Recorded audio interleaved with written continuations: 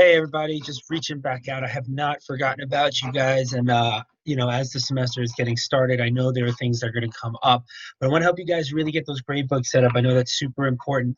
I know I already created a video. It's 13 minutes long. I'm going to try to make one a little shorter that really just fine tunes everything you need to know to make sure those grade books are weighted. So at the end of the semester, you don't have to worry about as much grading. So I'm going to share my screen with you. I got two things I'm going to pull up, walk you through, and hopefully this will help you out. So the first thing I did was I created an Excel spreadsheet just to lay out how the math works and all of this. And then I'm going to bring you into the grade center to help you out. So on the Excel spreadsheet, this is just pretend, but let's say, you have four categories, right? Like assignments, tests, quizzes, essays, whatever they may be. And you have a certain number of assignments here. The reason I put that in there is just to make the math simple. So if all of these assignments are worth the same, then they would be 10% each. If all of your tests are worth the same, they would be 25% each.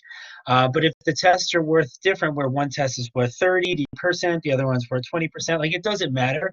The main thing is that each category has to equal 100%, even though it may only be 20 or 30% of the overall grade. Here's what's happening. So these 10 assignments are worth 100% of the assignment grade. These four tests are worth 100% of the test grade. These 10 quizzes would be worth 100% of the quiz grade, and these 5 essays would be worth 100% of the essay grade. Now, each of these categories has a weighted percentage towards the overall final grade. So remember, the categories have assignments in them that equal 100% of the category. And then the category, these four categories will all add up to equal 100% of the overall grade. So if I added up all of these columns, you would see auto sum is 100% there, right? So each category may be weighted differently, and each assignment within the category may be different.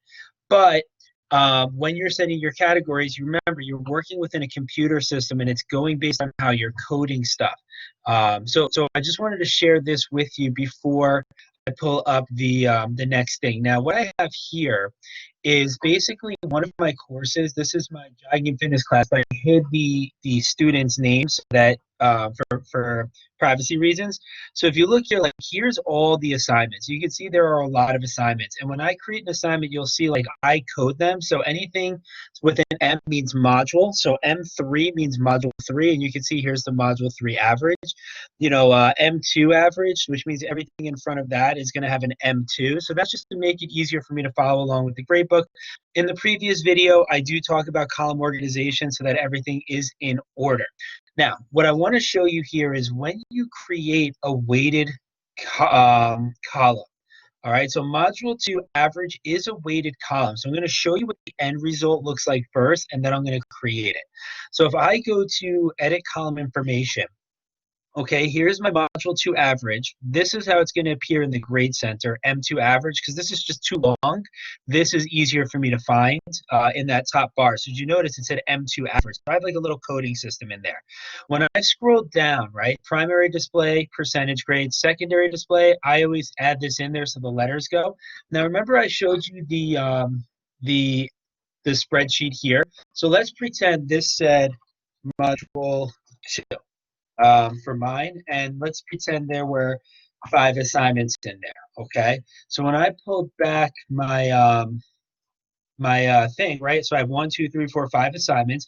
All of them are worth the same, so you can see 20 20 20 20 and 20, and as I scroll down, total weight is 100. Now it's a little weird, like if I change this as 100, I have to actually click anywhere I want off of it, and it'll change to 80. And when I change this to 20, it doesn't change. Just click off it to make sure your math is correct. Because if you're working with like 6 assignments, now you're working with decimals, it gets a little weird. But once you're done, just make sure everything's good. With this, calculate as a running total. I personally click it to no, because a running total only includes items that have grades or attempts. So selecting no includes all items in the calculations using a value for 0 if there's no grade, which means that if someone didn't submit something, it automatically gets counted as a grade, even if it's an assignment that's not going to be due for 3 or 4 weeks from now. So the grade book looks a little weird in the beginning because we're counting up to 100 from 0 rather than down from 100 as students don't get 100. So just make sure if you're going to go with no, you notify your students of that. If you leave it at yes, that's okay as well. Just you're going to have to manually input zeros as due dates pass for missing assignments. Otherwise, the system isn't going to recognize it as any grade at all. It'll almost be like an exempt or a W, where there's just no 0, there's no 100. It's almost as if it doesn't exist, and it's going to inflate the student's grades. And then if you go in and put that 0 in later on, all of a sudden their grade may drop 20 points and they're going to freak out. So personally, I always click no, but if you're going to stay on top of that, then that's up to you. No problems there. So I'm going to click cancel. So that's the final project. So to create a weighted column, I'm going to go to create column, calculated column, weighted column, and all I would do is say, let's pretend this is tests, right? So I would type in here tests, right? And then grade center name, you can call this test average, right? Something like that. Percentage, if you want to give them the letters, you can put the letter grade in there as well. And then anything that counts as a test, you would just click on it and slide it over. Click, slide, click, slide, click, slide. Then type in your percentages, and then you would click submit. Now, I'm not going to click submit because I don't want to mess up my grade book. But here's the main thing. So you create all those categories, right? So I have module 2, module 3, 5, whatever. When I go to my official weighted, if you look here, official weighted average, I'm going to show you what this column looks like, okay? So I'm going to go to edit column information. And if you look here, this is my student's final official grade as it comes in. If you look, remember how I created all of those average columns? Now my final grade is the average of all those columns. So if this said test and this was worth 20%, I would just slide this column over from over there. So like if you look, any of those, anytime you create these over here, and then you just got to slide it over, and that's how you would create that final average. So going back to that Excel spreadsheet, right, we created a category for each one of these 4.